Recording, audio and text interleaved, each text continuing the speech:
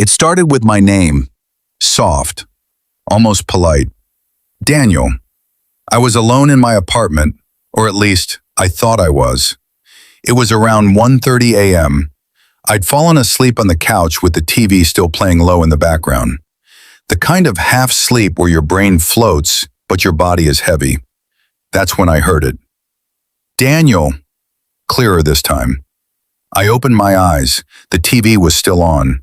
Some late-night infomercial humming quietly. The room looked normal. Coffee table, lamp, door locked. I sat up slowly. Hello? Silence. I checked my phone.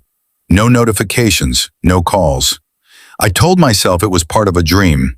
You know how your brain sometimes continues sounds into waking life? I muted the TV. The room went completely quiet. Too quiet. I stood up and checked the bathroom. Empty. Bedroom. Empty. Closet. Empty.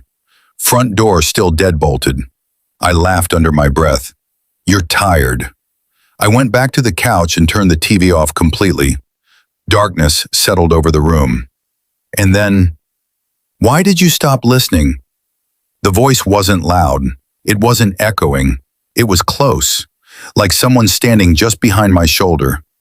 I spun around. Nothing. My heart started pounding. Who's there? I whispered. The air felt thick. Not cold, not warm, just heavy. I grabbed my phone and turned the flashlight on. I moved slowly through the apartment again. Every corner, under the bed, behind the shower curtain. Nothing. When I returned to the living room, the TV was on again, static filling the screen. I know I turned it off. I know I did. And through the static, I heard breathing. Slow, measured, like someone listening. I backed away. That's not funny, I said, even though no one was there to hear it. The static cut out instantly.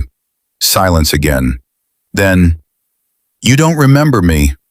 The voice was clearer now, calm, almost disappointed. My throat felt dry. I don't know who you are, I said. A pause, then a soft chuckle. I've always been here. The lights flickered, just once, but it was enough. I felt something shift in the room, not physically, but spatially, like the dimensions weren't lining up right. The hallway looked longer, the ceiling slightly lower, the air pressing in. I walked toward the hallway. Each step felt wrong, like I was stepping into someone else's house. Halfway down, my bedroom door slowly creaked open. On its own.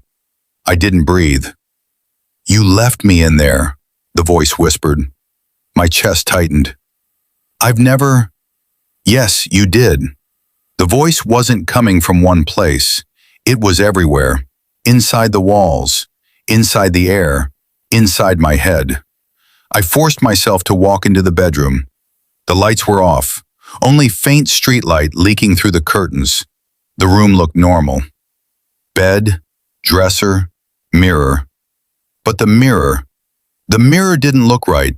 My reflection was there, but it wasn't reacting instantly. When I lifted my hand, it lifted half a second later. My stomach dropped. No, I whispered. The reflection smiled. I wasn't smiling. You promised, the voice said. My reflection's lips moved, but the voice came from behind me. You said I could stay. I turned around fast. Nothing. When I looked back at the mirror, my reflection was gone. The mirror showed the room, empty, but I was still standing there. I looked down. I couldn't see my own feet, my body. I wasn't in the reflection. You're the one in my room, the voice said softly. Cold spread through my chest. I live here, I whispered. A pause. Then, no. The lights went out completely, total darkness, and in that darkness, I could hear movement. Not footsteps, not breathing, but fabric shifting, like someone sitting up in bed, right behind me. I didn't turn around. I couldn't. The mattress dipped. I felt it. The weight. You forgot about me, the voice said gently. I felt fingers brush the back of my neck. Ice cold. My body locked. You said I could come out when you were ready. I don't know what you're talking about, I managed to whisper. The fingers tightened slightly. Yes, you do. Images flooded my mind suddenly. A childhood memory, talking to the wall at night, imaginary friend, telling it secrets, promising it I'd never leave it alone, promising it I'd let it out one day. I grew up, I whispered. The room felt smaller. No, the voice corrected softly. You locked me in. The mattress shifted again. The weight lifted. The air moved in front of me. Then the lights flickered back on. I was standing in the hallway, not the bedroom. The TV was off. The apartment quiet. Normal. Too normal. I stood there shaking. Slowly, I walked to the bathroom mirror. I turned on the light. My reflection stared back at me. Normal. Exhausted. Scared. I leaned closer. Are you there? I whispered. The reflection didn't answer, but its eyes looked calmer than mine, more settled, like it had been waiting. I went back to bed. I didn't sleep. Every time I closed my eyes, I heard it shifting in the walls, moving, waiting. Around 4:12 a.m., it spoke one last time, very soft, right beside my EA. Next time, don't pretend you're alone. Morning came eventually. Sunlight through the windows. Everything looked fine, but something's different, subtle. When I walk, I feel slightly delayed, like something is half a step ahead of me. When I speak, sometimes my voice sounds layered, like there's another tone underneath it. And when I sit in silence, I can hear breathing that doesn't match mine. I think I know what it is now. It was never an intruder, never a ghost. It was something I made.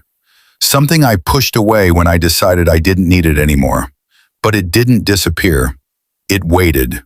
In the room. In the dark. In the silence between my thoughts.